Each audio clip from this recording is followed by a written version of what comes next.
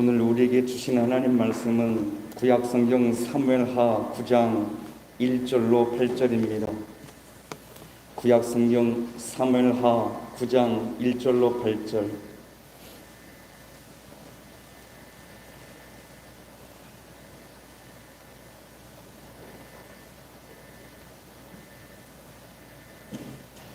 우리 한 절씩 교독하겠습니다. 다윗이 이르되 사울의 집에 아직도 남은 사람이 있느냐? 내가 요나단으로 말미암아 그 사람에게 은총을 베풀리라 하니라.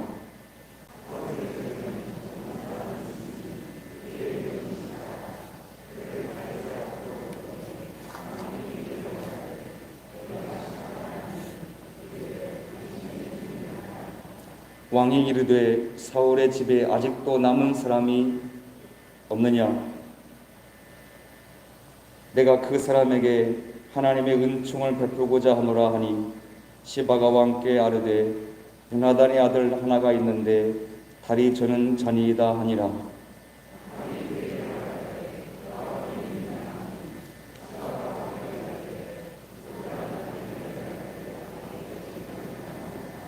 다윗 왕이 사람을 보내어 로드발 암미엘의 아들 마길의 집에서 그를 데려오니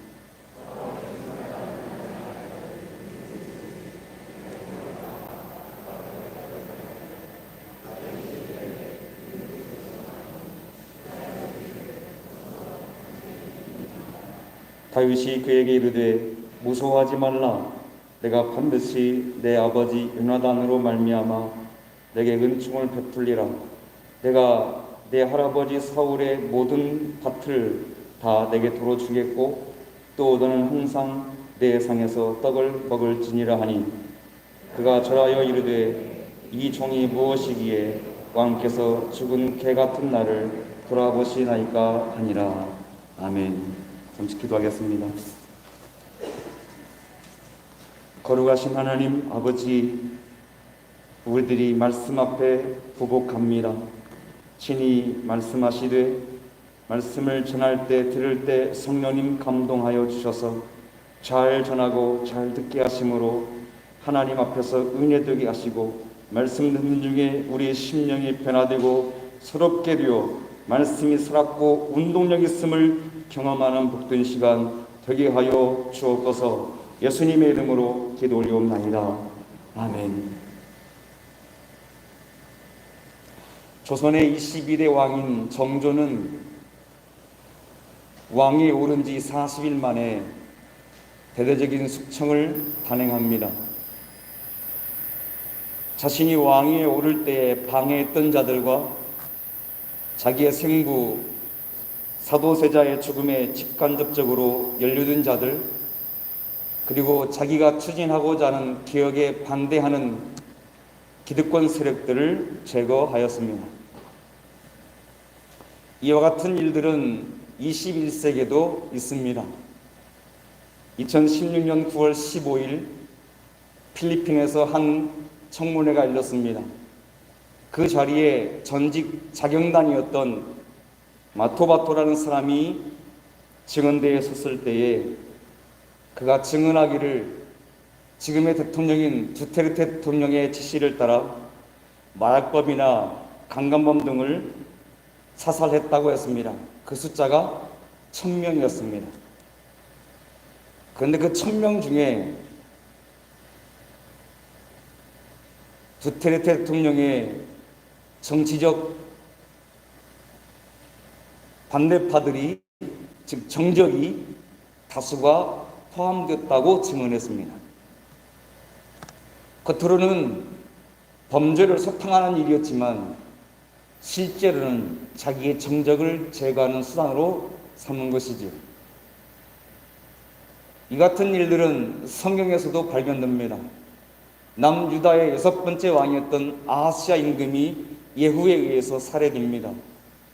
그 틈을 놓치지 않고 예후의 살해 장소에서 이 틈을 놓치지 않은 아하시아의 어머니 아달랴가 그 자리를 차지하여 여왕이 됩니다.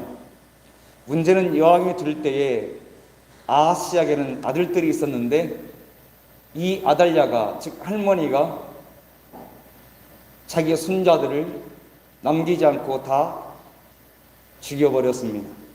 이유는 자기의 자리가 위협될까 봐 화근을 제거한 것입니다. 세 가지 사례를 들었습니다만 이런 일들에 대해서 먹고 먹히는 시대에 세상이 그러하니 당연한 것 아니냐라고 말씀하실 수 있습니다. 그러나 모든 사람이 그런 것은 아닙니다. 특별히 다윗은 달랐습니다.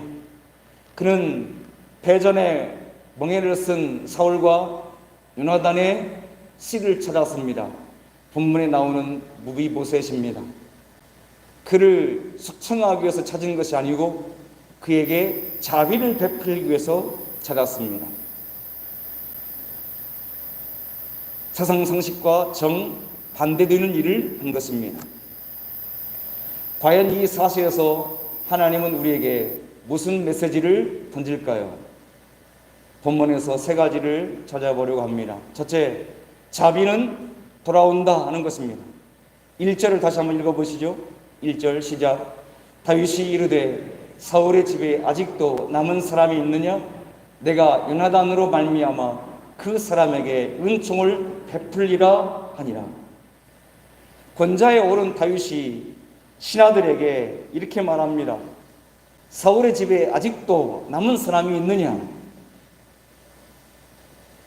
아직도 라는 말이 듣는 신하들 귀에는 이렇게 들렸을 것 같습니다. 이미 사라져야 했을 사울의 집안의 씨가 아직도 남아있느냐?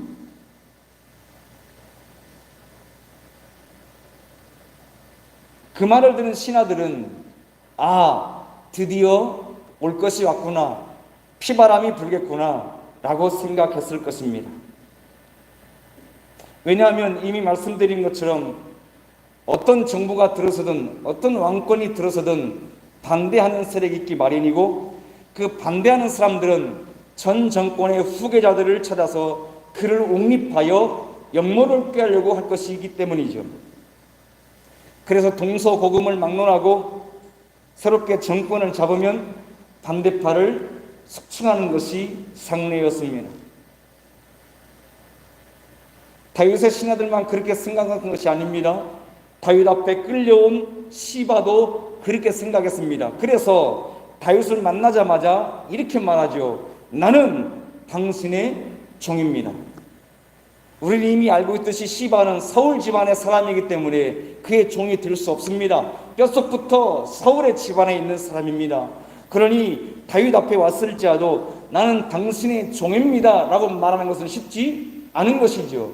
그런데 목숨이 왔다 갔다 하는 일이니까 당신의 종입니다 라고 한 것입니다. 겉으로는 어떨지 몰라도 속으로는 사울의 집안 사람임에도 불구하고 다윗 앞에 엎드리는 것입니다. 이는 무비보셋도 마찬가지였습니다. 다윗 앞에 왔을 때 시바처럼 똑같이 나는 당신의 종입니다 라고 했습니다. 이것은 살고자 하는 몸부림이죠. 당시 여러 정권들이 그렇게 했던 것을 봤기 때문에 살고자 하는 고백이에요. 그래서 다윗은 이런 분위기를 간파하고 이렇게 말하죠. 두려워하지 마라. 내가 숙청하려고 너희를 찾은 것이 아니고 너희에게 은총을 베풀려고 하는 것이다. 그렇습니다. 다윗은 다른 권력자들과 달랐습니다. 숙청하기 위해서 색출한 것이 아니고 은혜를 베풀려고 찾아낸 것입니다. 다윗이 말하는 은총이란 단어는 갈라디아서 5장 22절에 나오는 성령의 열매 5번째 자비와 같은 말입니다. 오늘 우리는 성령의 열매 5번째 자비에 대하여 살펴보려고 합니다. 다윗이 말하는 자비, 성령의 열매 자비와 같습니다. 그리고 다윗이 그 은총을 베풀려고 하는 이유는 요나단 때문이라고 밝혔습니다. 주지 아시다시피 요나단은 사울의 아들이었습니다. 그런데 그가 다윗을 사랑했습니다. 너무너무 많이 사랑했습니다. 그런 요나단을 사울은 탐탁지 않게 여겼습니다. 왜냐하면 민심이 다 다윗에게로 돌아가고 있었기 때문이죠. 사울이 죽인 사람은 천천히고 다윗이 죽인 사람은 만만이라고 외치면서 모든 민심이 다윗에게 쏠리고 있었습니다. 이를 본 사울은 요나단이 왕이 되는 데 있어서 다윗이 심각한 걸림돌에 들 것이라고 생각했습니다. 그래서 그를 죽이려고 했습니다. 이런 핵심을 요나단이 알았습니다. 그래서 일찍이 요나단이 다윗에게 이렇게 말합니다. 사무엘상 19장 2절 시작. 그가 다윗에게 말하여 이르되 내 아버지 사울이 너를 죽이기를 꾀하시느니라. 그러므로 이제 청하노니 아침에 조심하여 은밀한 곳에 숨어 있으라.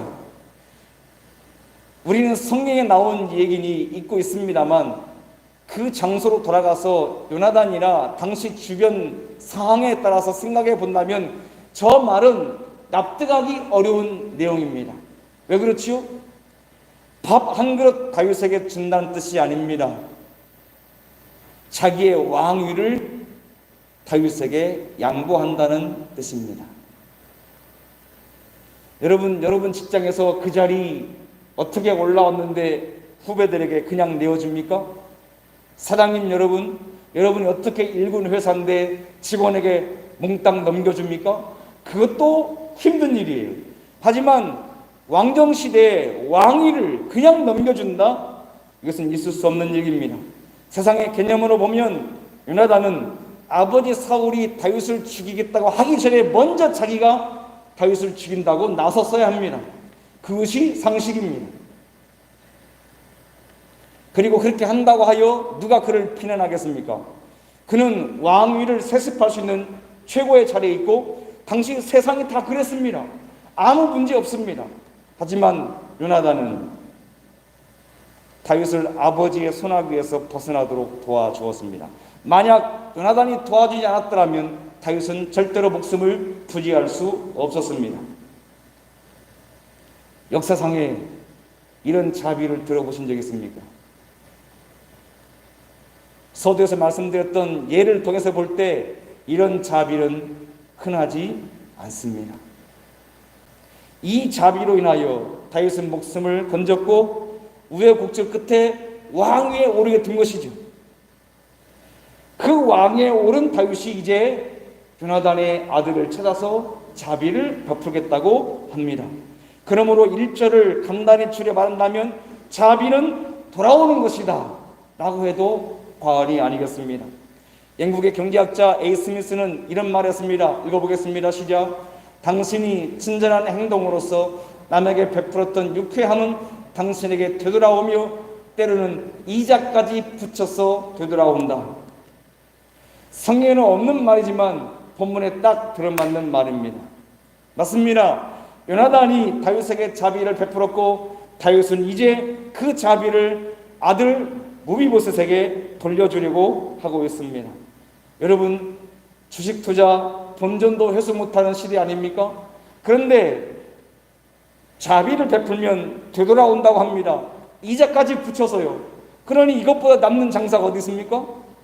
더 좋은 투자가 어디 있습니까?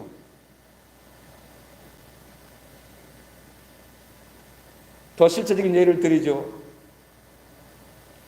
무더운 여름 어느 날 미국의 메릴랜드 한 농촌 마을에 방문 판매하는 젊은 청년이 마을 입구에 있는 아주 허름한 집에 문을 두드렸습니다. 책을 팔러 온 청년입니다. 무더운 여름이라 먹을 걸 먹지 못하고 마시지 못해서 매우 지쳐서 문을 두드렸습니다. 그 문소리를 듣고 그 집에 사는 소녀가 나왔습니다. 보니까 책을 팔고 있습니다. 아저씨에게 이렇게 말했습니다. 아저씨, 우리 집은 너무 가난해요. 그래서 책을 살 수 없어요. 그 말을 들은 이 방문 판매원 청년이 부탁을 했습니다. 내가 심히 더우니 나에게 시원한 우유 한 잔만 주시오. 그 말을 들은 소녀가 집에 들어가서 쟁반에 우유 2잔을 들고 나왔습니다. 청년이 더위에 지쳐서 2잔을 벌컥벌컥 마시고 자기 수첩을 꺼내어서 이 소녀의 이름을 묻고 수첩에 적었습니다. 그리고 세월이 흘러 20년이 지났습니다. 미국 메릴랜드 병원에 한 여인이 응급으로 들어왔습니다. 원장 하워드 켈리 박사는 의사들에게 부탁하여 잘 수술해달라고 부탁했습니다. 이 여인이 회복했습니다. 그리고 병원비 청구서를 받아들였는데 1만 달러가 넘었습니다. 이 여인은 1만 달러를 지급할 수 있는 상황이 아니었습니다. 그래서 영수증을 받고 너무너무 마음이 아파 한숨을 내쉬었습니다. 그리고 영수증을 돌려받습니다. 근데 영수증 뒷면에 이렇게 써 있었습니다. 20년 전에 저에게 대접한 우유 2잔이 치료비입니다. 놀라시는 거예요? 안 놀라시는 거예요? 사랑하는 성도 여러분, 성령의 열매의 자비가 돌아온다고 합니다. 그러니 어찌 자비를 맺지 않겠습니까? 어찌 베풀지 않겠습니까? 그러므로 할 수 있는 대로 열심히 자비를 베푸시기 바랍니다. 그런데 어떻게 자비를 베푸느냐? 2번째, 하나님의 방식대로 베푸시기 바랍니다. 3절을 읽어보죠. 3절 시작. 왕이 이르되 사울의 집에 아직도 남은 사람이 없느냐? 내가 그 사람에게 하나님의 은총을 베풀고자 하노라 하니 시바가 왕께 아뢰되 요나단의 아들 하나가 있는데 다리 저는 자니이다 하니라. 다윗은 1절에서는 은총을 베풀겠다고 했는데 3절에 와서는 좀 더 다른 표현을 썼습니다. 하나님의 은총을 베풀고자 하노라. 왜 이렇게 표현이 달라졌을까? 짐작하건대 지금 시바와 무비보셋이 와 있습니다. 지금 왕이 숙청할까봐 겁을 내고 있을 것 같은데, 그래서 그들에게 안심시키고자 하나님의 은총을 베풀겠다고 하는 것이기도 하고요. 다른 하나는 내가 지금 진짜 은총을 베풀 것인데 방식이 하나님 방식이다 고 하는 것입니다. 당시 이스라엘 백성들은 하나님의 자비가 어떤 것인지 알고 있었습니다. 여호와 하나님을 섬기는 이스라엘 백성들이 하나님께서 베푸신 자비를 대충 짐작하고 있었기 때문에 시바와 무비보셋도 하나님의 은총으로 베풀겠다고 하는 그 사실을 듣고 대충 짐작했을 것입니다. 물론 곁에 섰던 신하들은 그렇게나 베풀려고요? 라는 생각을 했을 거예요. 왜? 하나님의 자비가 자기의 상상을 뛰어넘기 때문에 지금 무비보셋에게 그런 자비를 베풀려고요? 하고 놀랐을 것입니다. 여러분, 그렇다면 하나님의 은총, 하나님의 자비는 어떤 방식입니까? 어떻게 베푸셨습니까? 첫 번째는 받을 자격이 없음에도 줍니다. 다윗이 지금 찾아낸 이 무비보셋, 자비를 베풀지 않아도 되는 사람입니다. 아니, 다윗이 자비를 베풀려고 할 때에 사람들은 이렇게 말했을 것입니다. 왕이여, 머리 검은 짐승은 거두는 것이 아닙니다. 그러니 제구하십시오.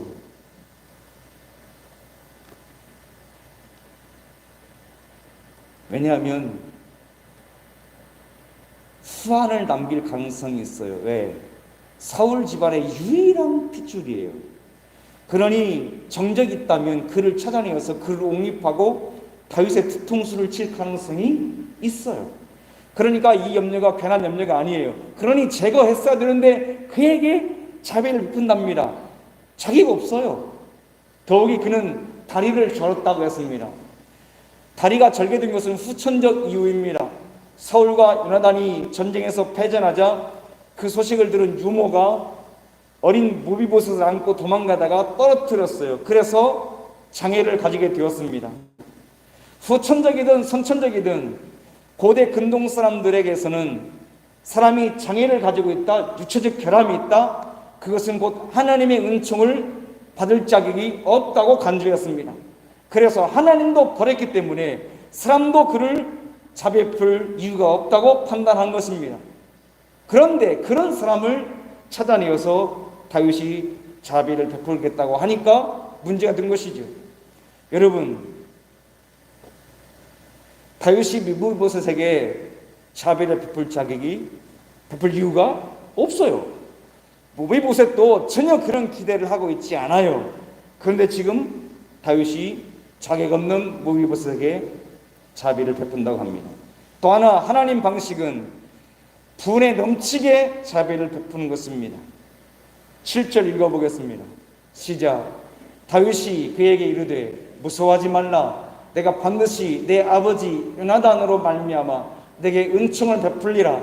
내가 네 할아버지 사울의 모든 밭을 다 내게 도로 주겠고 너는 또 내 땅에서 떡을 먹을지니라 하니. 자, 말씀의 의미를 살펴보면 사울이 죽고 요나단이 죽고 다윗이 왕에 오를 때에 사울의 집안의 모든 재산은 압수 몰수 당했을 것이 틀림이 없습니다. 그러니 무비보셋의 삶이 얼마나 핍절했겠습니까? 장애를 가지고 있습니다. 농사 짓겠습니까? 장사하겠습니까?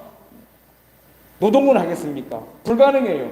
그러니 다리가 불편한 무비보셋은 삶이 매우 곤핍했을 것이 틀림이 없어요. 그런 사람에게 할아버지 사울의 모든 밭을 돌려준다? 이건요 파격입니다. 당시 관례로는 없는 일이에요. 돌려준다니요. 저것도 파격인데 진짜 파격은 다음 말이에요. 뭐라고 했습니까? 너는 항상 내 상에서 떡을 먹을지니라. 여러분, 저 말은 내가 밥상에 자리 하나 만들 테니까 너 밥 먹고 싶을 때는 언제든지 와라, 이런 말이 아닙니다. 무비보셋을 자기 가족의 일원으로 받아들인다는 뜻입니다. 더 나아가서는 밥상에 앉게 해주겠다는 말은 이스라엘 국정 운영에 너를 끼워주겠다는 뜻입니다. 당시 왕의 식탁은 국정의 현안들을 논의하는 중요한 자리였습니다.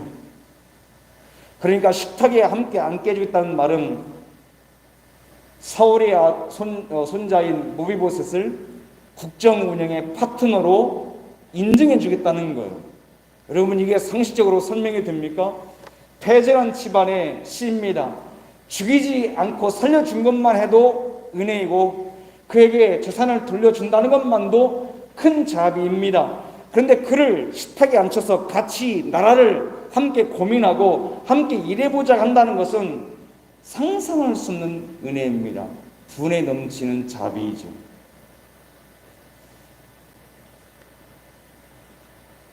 아마 본문에는 없지만 신하들은 귀를 의심했을 것입니다. 그리고 속으로 생각하기를 우리 왕이 더위를 먹었나, 미쳤나, 저게 지금 정상적인 말인가, 왕자나 앉아야 할 자리에 무비보셋을 앉힌다고 생각했을 겁니다. 아니에요. 다윗은 지극히 정상이에요. 지극히 정상인 다윗이 왜 이런 발언을 했을까요? 이유가 있어요. 왜냐하면 자기가 하나님으로부터 분에 넘치는 자격 없는 자기가 하나님께 과한 은총과 자비를 받았기 때문이에요. 여러분 생각해 보십시오. 다윗이 누구입니까? 그의 아버지 왕이 아니었습니다. 당시 왕이 아들에게 세습해 주는 것 문제 없는데 다윗이 왕의 아들이었으면 가능하지만 다윗이 아버지가 왕이 아니었어요. 그리고 다윗은 그 아버지의 양을 치는 목자였습니다. 목동이었습니다. 지금이야 직업에 귀천이 없지만 없지요? 요즘은? 네. 당시에는 목자는 최하층의 사람들이 하는 일이었어요. 최하층의 사람이 수직 상승해서 왕이 된다? 이것은 상상할 수 없는 일이에요. 자격이 없어요. 다윗은. 더욱이 사무엘이 기름 부으러 다윗의 집에 갔습니다. 사무엘이 첫 번째 큰형 엘리야를 보자마자 저 사람이 왕이라고 낙인을 찍었습니다. 왜죠? 그 용모와 키가 비교할 수 없도록 놀라웠습니다. 그래서 엘리압에게 기름 부으려고 했죠. 하나님이 노 했습니다. 여러분, 만약에 사무엘 기준으로 한다면 다윗은 왕이 될 자격과 기준이 없어요. 그런데 왕위에 오른 것이죠. 여러분, 이것이 어찌 분에 넘치는 하나님의 자비가 아닙니까? 왕족도 아니고요, 목자였습니다. 외모도 형에 비하면 별거 없었습니다. 그럼에도 불구하고 왕위에 세웠습니다. 더 나아가 지금이야 모르지만 나중에 하나님께서 그를 누구의 혈통의 조상으로 삼으시죠? 예수 그리스도의 혈통으로 삼으십니다. 그 왕권이 영원히 있었던 놀라운 은혜를 주십니다. 어찌 다윗이 감히 생각할 수 있는 은혜겠습니까? 그러니까 그 자비를 받은 다윗은 하나님 방식으로 베풀 수밖에 없는 겁니다. 어찌 다윗만 그렇습니까? 여기 우리에 앉은 우리 모두가 다 이 자리에 자격이 있어서 온 것입니까? 그럴 리가요. 우리가 자격이 있어서 하나님을 아버지라 부를 수 있습니까? 그럴 리가요. 지난 한 주간 우리의 삶을 정산해 보면, 털어보면 먼지 안 나는 삶이 있었습니까? 단 하루라도, 단 한 시간이라도 하나님 앞에서 내가 떳떳하게 이렇게 살았어요 라고 말할 수 있는 삶이 있었습니까? 아니잖아요. 그런데 오늘 우리에게 분에 넘치는 은혜를 베푸시고 자비를 베푸셔서 여기에 와서 하나님을 아빠라 부르고 그 아버지 앞에서 내 소원을 아릴 수 있으니, 그리고 이 더럽기 그지없는 이 입술로 하나님을 찬송할 수 있으니 이 어찌 과분한 은혜가 아닙니까? 자비가 아닙니까? 그래서 우리들도 하나님 방식으로 자비를 베풀어야 합니다. 하나님, 내가 꼭 이 사람에게 자비를 베풀어야 하겠습니까? 묻지 마세요. 이 사람이 과연 내 자비를 받을 만한 자격이겠습니까? 묻지 마세요. 이 정도 하면 되는 것 아닙니까? 라고도 하지 마세요.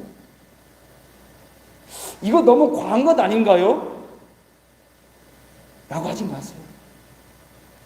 묻지도 따지지도 말고요. 할 수 있다면 모든 사람들에게 자비를 베푸시기 바랍니다. 그리고 할 수 있다면 이왕에 베푸는 자비니까 분에 넘치게 베푸시기 바랍니다. 제가 한 가지 신조가 있습니다. 우리 집에 오셔서 식사하신다면 배가 불러서 나는 더 이상 못 먹어 라고 하고 가시게 저는 밥을 드리려고 합니다. 물론 제가 밥 챙기는 게 아니라 제 아내가 밥 챙기지만요. 이왕 밥 드리는 거, 식사 챙기는 거 배불리 먹었다고 가셔야지. 밥이 조금 모자라가지고 조금 속이 못 채웠다, 그거 드리나 말하잖아요. 자비를 베푸고 싶거든. 분에 넘치게. 그래서 너무 과하다 이거 라고 그 사람이 할 정도로. 왜요? 하나님이 우리에게 과하게 베푸셨으니까.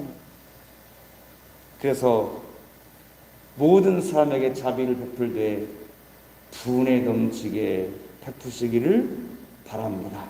세 번째, 본문의 사건은 우리에게 자비의 포로가 되라고 가르치고 있습니다. 8절 읽습니다. 시작. 그가 절하여 이르되 이 종이 무엇이기에 왕께서 죽은 개 같은 나를 돌아보시나이까 하니라. 본문 읽을 때 두 번 조심해야 돼요. 시바를 조금 강하게 읽으면 안 돼요. 그 다음에 죽은 개 같은 나를 여기도 약하게 읽으셔야 돼요. 하지만 감정이 땡기면 읽으세요. 자, 모비보셋이 다윗 앞에 뭐라고 했냐면 죽은 개라고 자기를 비유했습니다. 아시겠습니다만 유대인들은 개를 부정한 것으로 간주했습니다. 더욱이 죽은 것은 사람이든 무엇이든 만지지 않았습니다. 왜냐하면 그걸 만지면 부정해지니까요. 그러면 개도 부정하고 죽은 것도 부정한데 죽은 개니까 가까이 해야 됩니까? 안 해야 됩니까? 가까이 올까봐 멀리 도망가야 됩니다. 지금 뭐라고 말하는 거죠? 왕이여, 당신이 나를 가까이 해서는 안 될 만한 자입니다. 고 하는 것이죠. 나는 죽은 개와 같아서 내가 살아있는 개여도 가까이 하기 어려운데 나는 죽은 개입니다. 그러니 나를 가까이 하시면 안 됩니다. 그러는 나에게 자비를 베풀다니요 라고 된 것이죠.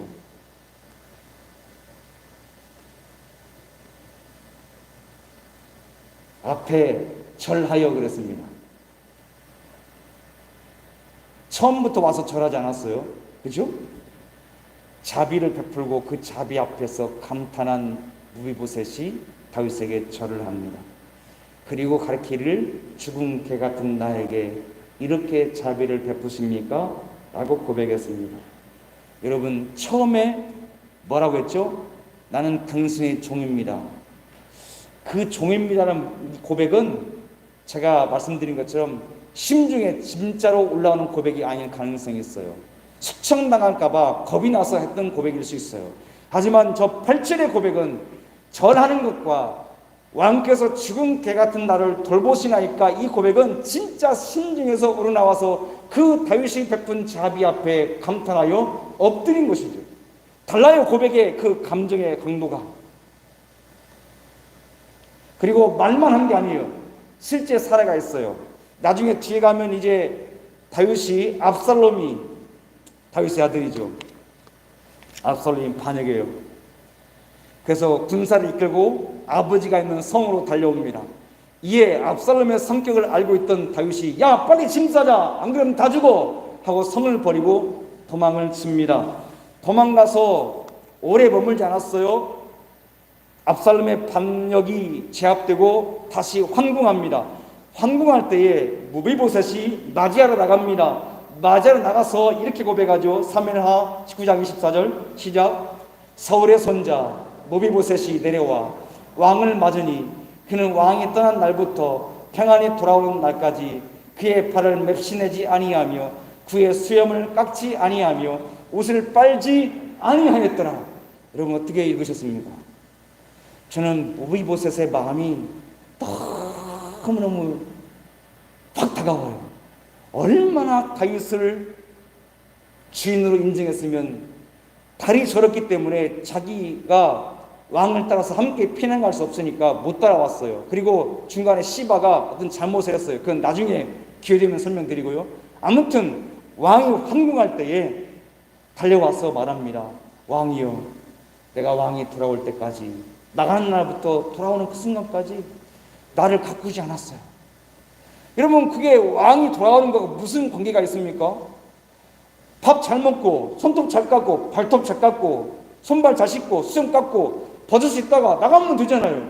근데 마음이 그런 게 아니라, 마음이 내 주인이신 왕이 지금 나가 있으니 얼마나 힘드신가. 근데 내가 지금 호가호위하면서 잘 먹고 잘 살면서 잘 씻고 잘 지내면서 있을 수 있는가? 아닌 거죠. 진짜 다윗의 포로가 된 것입니다.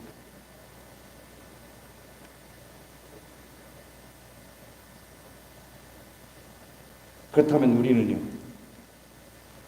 자격 없는 우리들이, 전에 허물같이로 죽었던 우리들입니다. 하나님 앞에서 연약한 자였고 죄인이었고 원수였습니다. 그는 우리를 위하여 분에 넘치게 아들 예수 그리스도를 이 땅에 사람의 몸으로 보내셔서 우리를 대신하여 십자가에 달리게 하셨습니다. 무비보셋이 다윗 앞에 죽은 개 같은 나를 이라고 했는데 그 고백을 과연 누가 해야 옳은 것입니까? 제가 본문 준비하면서 우리 교회 2대 목사님이셨던 고 문홍길 목사님의 설교 중에 들었던 내용이 생각이 났습니다.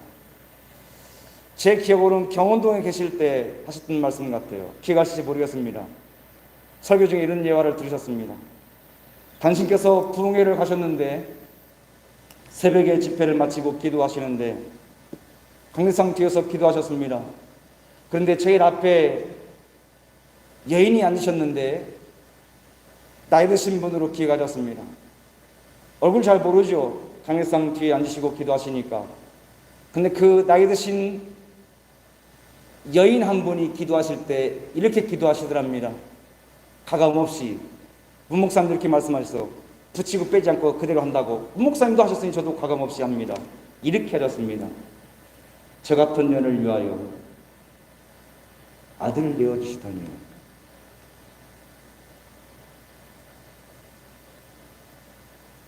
그분은 그렇게 깨달으신 것이죠. 저 같은 년을 위해서 하나님이 그 같은 자비를 베푸시다니.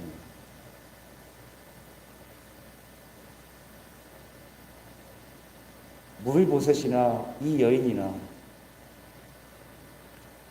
그 과분한 자비 앞에 어찌 기꺼이 포로가 되지 않겠습니까? 어찌 즐거이 주를 따르지 않겠습니까?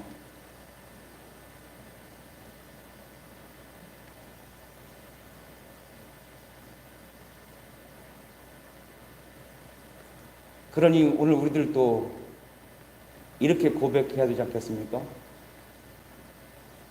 오직 주의 사랑에 매여 내 영 기뻐 노래합니다. 이 소망의 언덕 기쁨의 땅에서 주께 사랑드립니다. 오직 주의 임재 안에 갇혀 내 영 기뻐 노래합니다. 이 소망의 언덕 기쁨의 땅에서 주께 경배드립니다. 주께서 주신 모든 은혜 나는 말할 수 없네. 내 영혼 즐거이 주 따르렵니다. 주께 내 삶 드립니다. 주께서 주신 모든 은혜 나는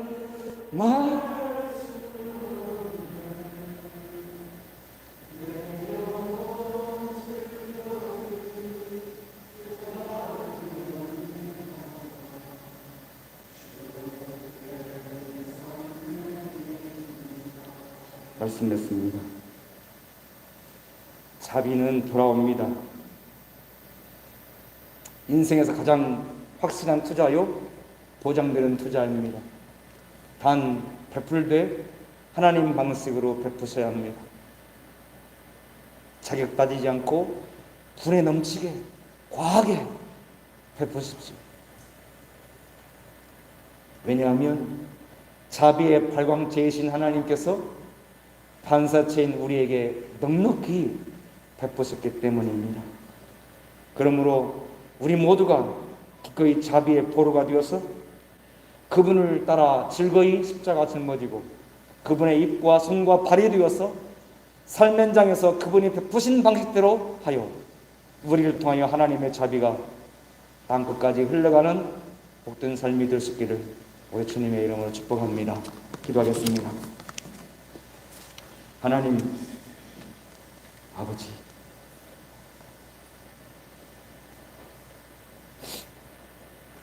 아무리 생각해도 우리에게 베푸신 자비가 분에 넘칩니다. 그 자비를 거두지 않으시고 여전히 그대로 유지하시니 감사합니다. 우리들도 그 자비의 방식을 따라 삶 현장에서 그대로 실천하고자 합니다.